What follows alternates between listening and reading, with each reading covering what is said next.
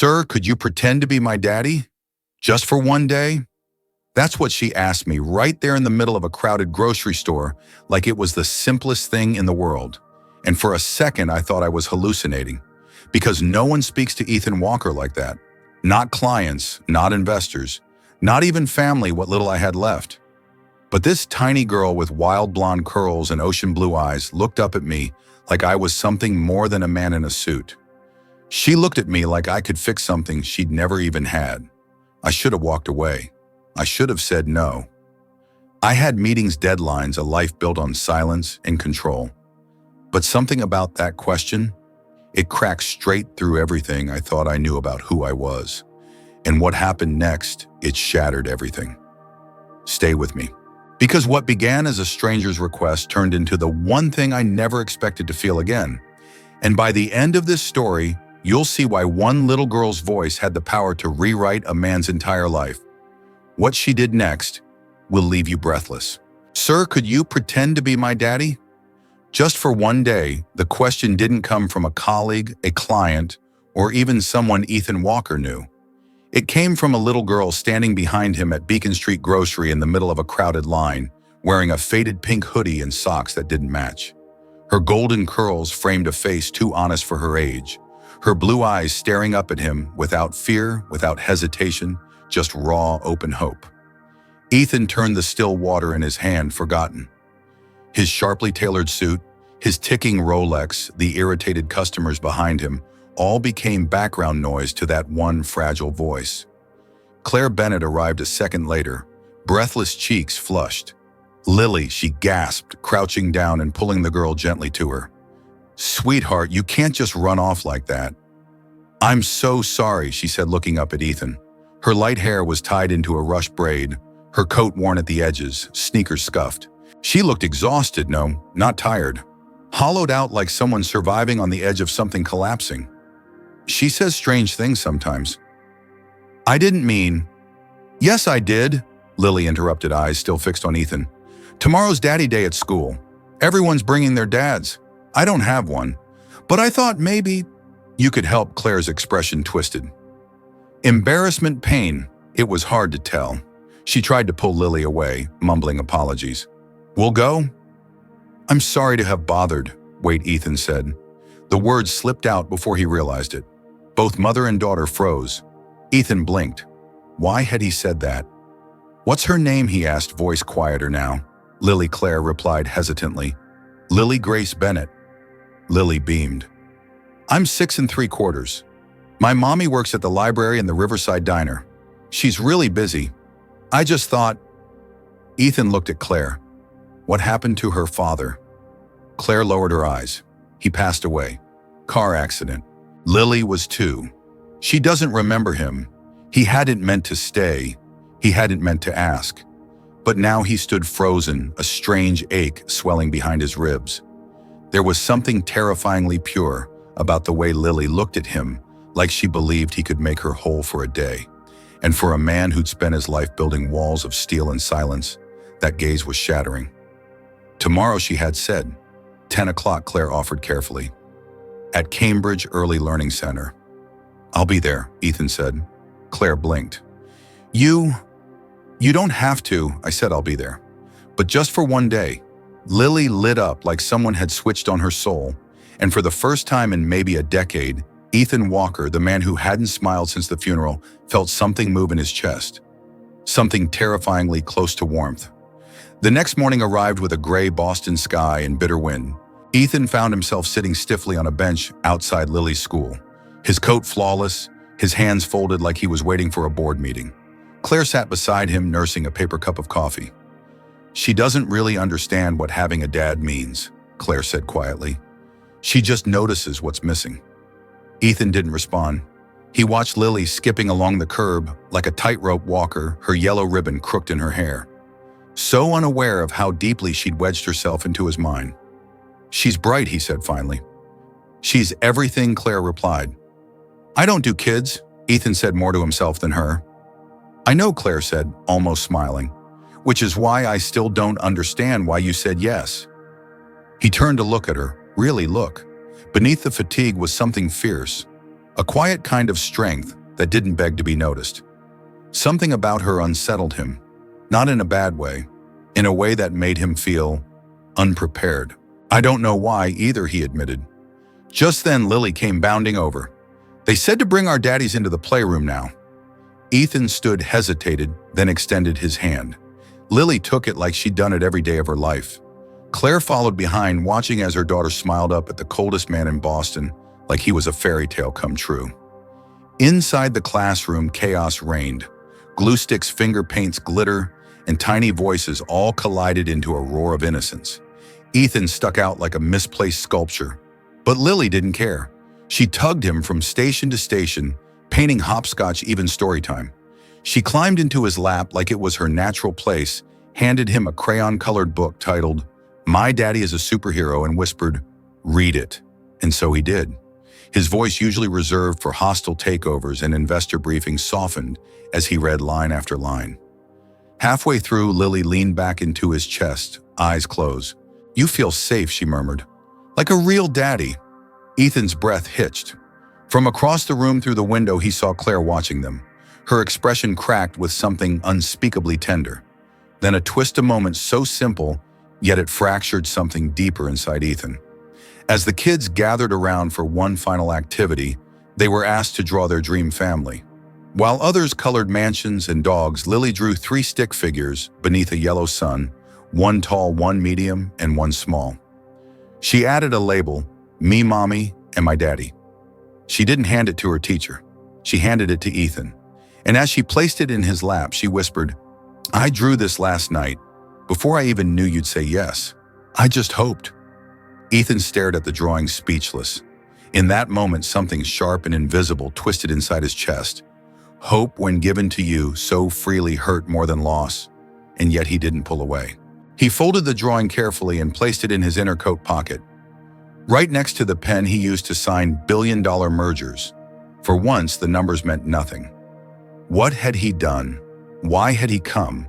And more terrifyingly, why did he not want this day to end? That's where we'll pause for now. But the question lingers, what do you think Ethan Walker will do next? Will he walk away, or will this little girl keep changing everything he thought he knew about himself? If this story has touched something in you, we'd love to hear your thoughts. What would you have done in Ethan's place? Leave a comment below, like the video if you felt the emotion, and don't forget to share it with someone who still believes in second chances. Right now, Ethan didn't leave right away. That was the first surprise. He told himself he would walk out of that preschool, brush the glitter off his sleeves, toss the drawing in a desk drawer, and never think about it again. But he didn't. He didn't even try. Instead, he found himself driving back to the same neighborhood that evening, past the crumbling brick walk-ups and narrow streets of East Cambridge, until he parked across from the Riverside Diner. He told himself he wasn't there for her. He was. Claire looked startled when he stepped through the door, her apron half-tied, a tray in hand. Her eyes searched his face like she was expecting a different version of him to appear, one who'd vanished already. "Hi," she said, breathless. "I thought Lily might like dinner out tonight," Ethan replied, calm as ever. "She earned it." Claire hesitated, then nodded. "Give me 5 minutes to clock out." 10 minutes later, the three of them sat at a small table in the corner of Willow and Pine Bistro. The lights were dim, the warmth inside a stark contrast to the February chill outside. Lily swung her legs beneath the seat, chattering about art class glue disasters and a girl named Madison who put jelly beans up her nose. Ethan didn't say much. He didn't need to. He was watching them, watching Claire gently remind Lily to chew, to slow down, to use her napkin. Watching her reach for ketchup with one hand while balancing the salt with the other. She moved like someone who hadn't had help in years. "Do you always work this much?" he asked. Claire laughed softly. "If I don't, who will?" That answer did something to him. Then dessert came. Lily's eyes lit up at the sight of vanilla cupcakes, and just when Ethan thought he'd made it through the evening without unraveling, Lily turned to him with casual innocence and said, "Daddy, can I show you my drawing now?" The word froze the table. Claire's smile faltered. "Lily." But Ethan held up a hand. "It's okay." Lily pulled a folded piece of paper from her backpack and laid it out on the table like a treasure. It was the same drawing stick figure's sun-messy handwriting, but this one had something added. A tiny crayon heart between Mommy and Daddy. He swallowed hard. "I drew it before school today," she said proudly. "I just hoped it might come true." Ethan couldn't speak. The ache in his chest had turned into something heavier now. Not pain, not exactly. It was memory, vivid and brutal. Because for the first time in years, he heard another voice layered beneath Lily's. Noah's voice. His son's. "I had a boy," Ethan said, suddenly startling even himself. His name was Noah. Claire blinked. You had a child and a wife." Ethan nodded. "Rachel. They were everything, and I missed it. I missed the class project. I missed the volcano experiment. I missed the one day that mattered." Lily was still now listening. "They died in a car crash," Ethan continued. "She begged me to come with them that morning. I told her I had a meeting." Claire reached across the table slowly, not to comfort, but simply to be there. Her fingers grazed his. "I've lived with silence ever since," he whispered, "with punishment." For a long moment, no one spoke. Then Lily, quiet, steady, stood on her chair, leaned over the table and placed one small hand on Ethan's cheek. "If you were a sad daddy," before she said softly, "maybe now you can be a good one." "For me," he broke. Not loudly, not violently, but tears slipped down his face, silent and certain. Claire didn't flinch. She reached out and placed her hand over his. "Every child wants someone who tries," she said. "She doesn't need perfect. She needs present." Ethan nodded, but his throat was too tight to answer. 3 days later, everything changed again. Claire was fired. Her manager, a man with a clipboard and a permanent scowl, told her it was company optics. He'd seen her having dinner with Ethan. The Walker Family Foundation owned the building. Rumors had started. It didn't matter that it wasn't true. It looked bad. So just like that, she was out. That night, she sat on a bench under a flickering street lamp, arms wrapped tightly around Lily's coat, pulled close, hands trembling. She didn't cry. She didn't scream. But inside, she unraveled. "Are we in trouble?" Mommy Lily asked. "No, baby," Claire said softly. "Just tired. That's all." Then headlights. A sleek black car pulled up. Ethan stepped out before the engine shut off. He didn't say hello, didn't hesitate. He crouched down in front of Lily, met her eyes and said firmly, "No one gets to hurt your mommy. Not while I'm here." Claire's breath caught. "She lost her job because of me," Ethan said, standing his voice low, but sharp with guilt. "It's not your fault. Yes, it is. And I'm not letting it stay that way." 2 days later, Claire walked into the Walker Family Foundation, and Lily. She sprinted down the marble hallway into Ethan's arms, yelling, "Daddy," in front of his staff, in front of the world, and he didn't blink. He held her tight. He didn't care who was watching, because for the first time it wasn't about image, it was about love. That's where we have to pause again. But tell me honestly, if someone gave you a second chance at the family you lost, would you take it even if it terrified you? If you're feeling the emotions building like we are, go ahead and hit that like button. Drop a heart and let us know in the comments how this story is making you feel. You never know, your voice might help someone else believe in second chances too. Spring crept into Boston slowly that year, like it wasn't sure if it was welcome. The days stretched a little longer.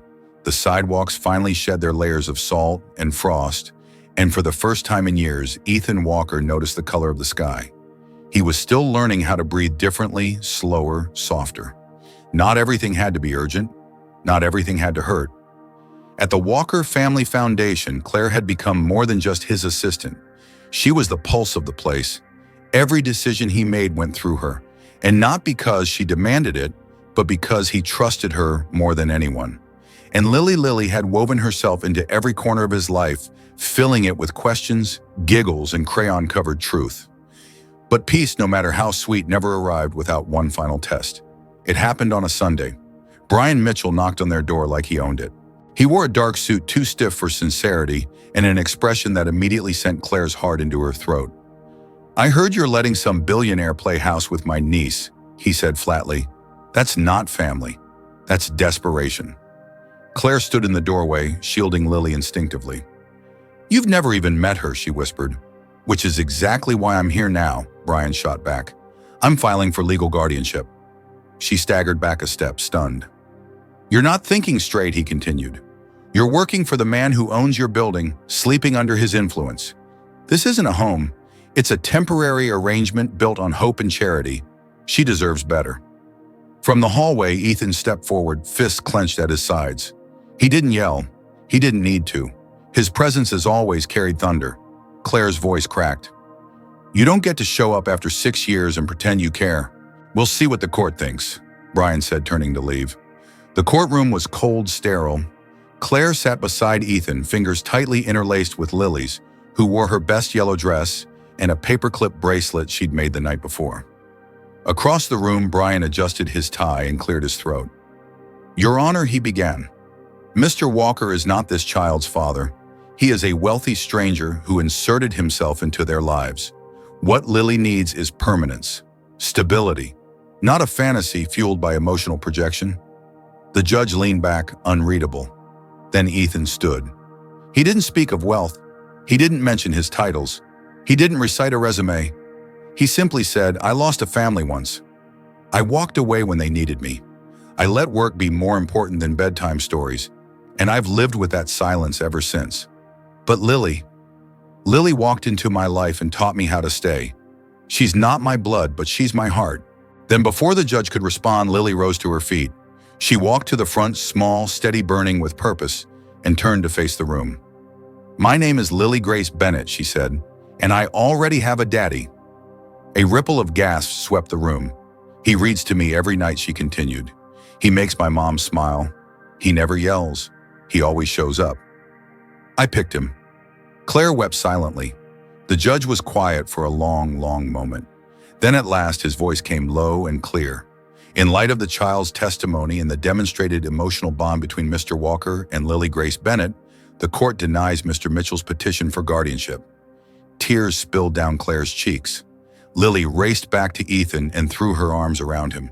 And for the first time, he didn't feel like a man pretending to be a father. He was one. A week later, something unexpected arrived. A letter. Claire opened it with trembling hands. It was an offer her research thesis from college had been rediscovered by a neuroscience lab in Boston. They wanted her on a developmental therapy team. Everything she'd given up years ago was now reaching back for her. Ethan found her staring out the kitchen window, the paper still in her hand. "I'm not going," she said quietly. "It's too far. Lily's happy. You're here. This life, it matters more." He stepped toward her. "Claire, you don't walk away from your dreams. You bring them with you." "But what if I lose this?" she whispered. He didn't answer. He simply took her hand, fingers warm and steady. "Then it was never real to begin with." "But I believe it is." That night, under strings of soft lights on the rooftop of the foundation building, Ethan knelt beside Lily, handing her a small silver box. She opened it slowly. Inside was a delicate necklace with one engraved word, "family," on the back, "forever." "You taught me what family means," Ethan said. "And no matter where life takes us, you will always have me." Lily squealed and threw her arms around him. Then Ethan turned to Claire, pulling another box from his pocket. "You walked into my life like a storm," he said, voice trembling, "and somehow turned it into a home. I don't want temporary. I don't want pretend. I want real. Will you be my family for real?" Claire nodded, tears running freely. "And Lily?" She clapped and shouted, "Can I be the flower girl?" 6 weeks later, in the sunlit halls of St. Grace Chapel, Lily walked down the aisle, first dropping petals in uneven clumps and beaming from ear to ear. Ethan stood at the altar, hands only slightly shaking. When Claire appeared in her simple ivory gown, he forgot how to breathe. Their vows were unpolished, unrehearsed, just real. "I didn't believe in second chances," Ethan said, "until I met 2 girls who made me want to become someone worth loving." Claire smiled through her tears. "I thought love meant sacrifice," she whispered, "but you showed me it can mean home." That night, as snow dusted the city, the 3 of them danced barefoot in their living room. No music, just laughter and joy. A little girl's question had changed 3 lives forever. Do you think love is more about timing or courage? And if someone offered you a second chance at family, would you take it no matter what it cost? How did this story make you feel? If it touched something in your heart, please comment no dart 3 below. Comment no to 1 if you feel there's more to explore, or no but 2 if you're somewhere in between. Also, we'd love to know where in the world are you watching from. Drop your country below, hit that like button.